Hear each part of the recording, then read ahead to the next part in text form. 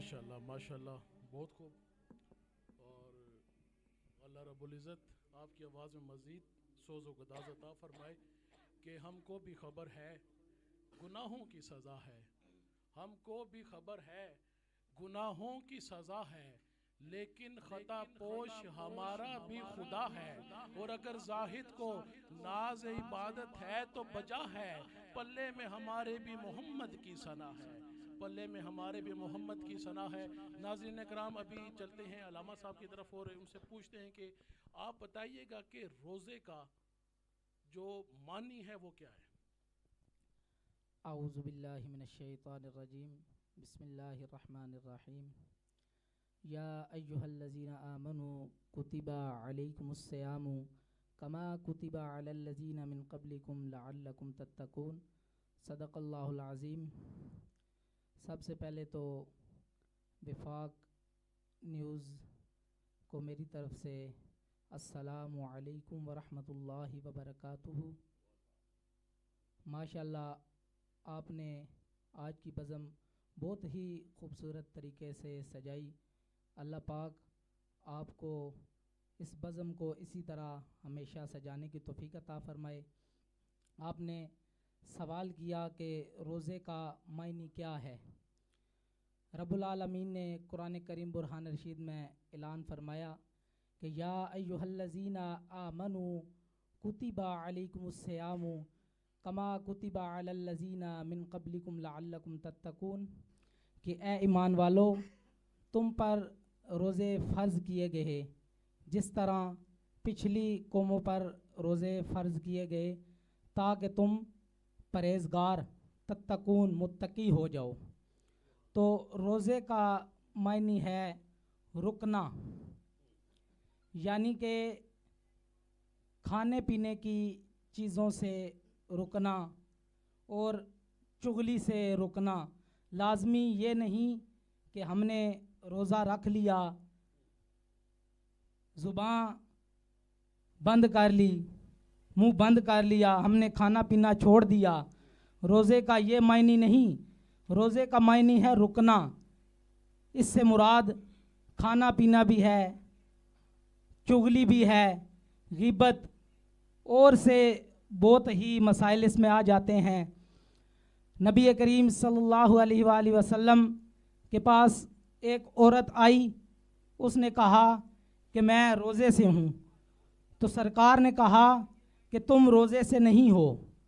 اس نے کہا یا رسول اللہ میں روزے سے ہوں. نبی پاک نے فرمایا اگر تم روزے سے ہو تو تم الٹی کر کے دکھاؤ. جب اس نے الٹی کی تو خون آیا اور ساتھ لوتھڑے بھی آئے. تو وہ دیکھنے لگ پڑی، اچانک حیران ہو گئی کہ یہ لوتھڑے کہاں سے آئے.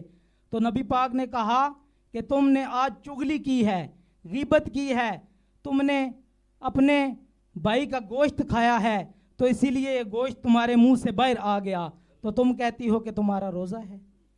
تو روزے سے مراد کہ رکنے کے معنی ہیں. حضرت مجھے یہ بتائیے گا کہ آپ نے بڑی اچھی بات کی، روزے کا جو مطلب ہے وہ رکنا ہے. اچھا، دوسری سائڈ پہ اگر ہم دیکھتے ہیں تو اللہ رب العزت جو ہے یہ شیاطین کو جگڑ دیتے ہیں پورے ایک مہینے کے لیے. لیکن ہم اکثر دیکھتے ہیں کہ جیسے ہی رمضان آتا ہے تو لوگ اپنے غصے پہ قابو نہیں رکھتے. ایک سائڈ پہ ہم کہتے ہیں جی ہمارا روزہ ہے، ٹھیک ہے، اس کا مطلب بھی آپ نے بتا دیا کہ رکنا. آپ اگر یہ شام کے ٹائم میں، افطار کے ٹائم میں باہر اگر مارکیٹوں میں دیکھیں تو اس وقت زیادہ وہ لڑائیاں یا وہ زیادہ جو ہے نا جھگڑے ہو رہے ہوتے ہیں، اور ہر بندہ یہی کہتا ہے کہ میں روزے سے ہوں. ٹھیک ہے، میں جھگڑنا نہیں چاہتا لیکن میں روزے سے ہوں. کیا ہم اپنے غصے پہ کنٹرول نہیں کر سکتے؟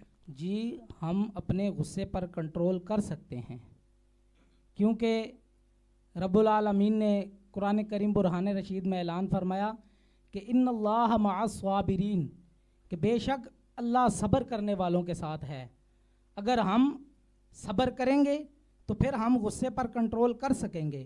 اگر ہم صبر نہیں کریں گے تو پھر ہم غصے پر کنٹرول نہیں کر سکیں. اگر میں اگر اس بات کو اس طرح سے کروں کہ شیاطین تو جکڑے ہوئے ہیں، ہم یہ کہتے ہیں کہ یار یہ شیطان کا اثر ہے یا یہ شیطان اس کے اوپر غالب آ گیا ہے، کیا یہ اس کی قوتیں ہوتی ہیں یا کیا ہوتا ہے؟ یہ انسانی وسوسے ہوتے ہیں؟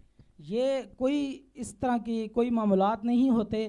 بس یہ इंसानी वसवसे ही होते हैं। बस इंसान अभी देखिए ना कि रब ताला कितना रहीम है, अर्रहमान अर्रहीम, यानी कि बहुत बड़ा मेहरबान है और रहम करने वाला भी है।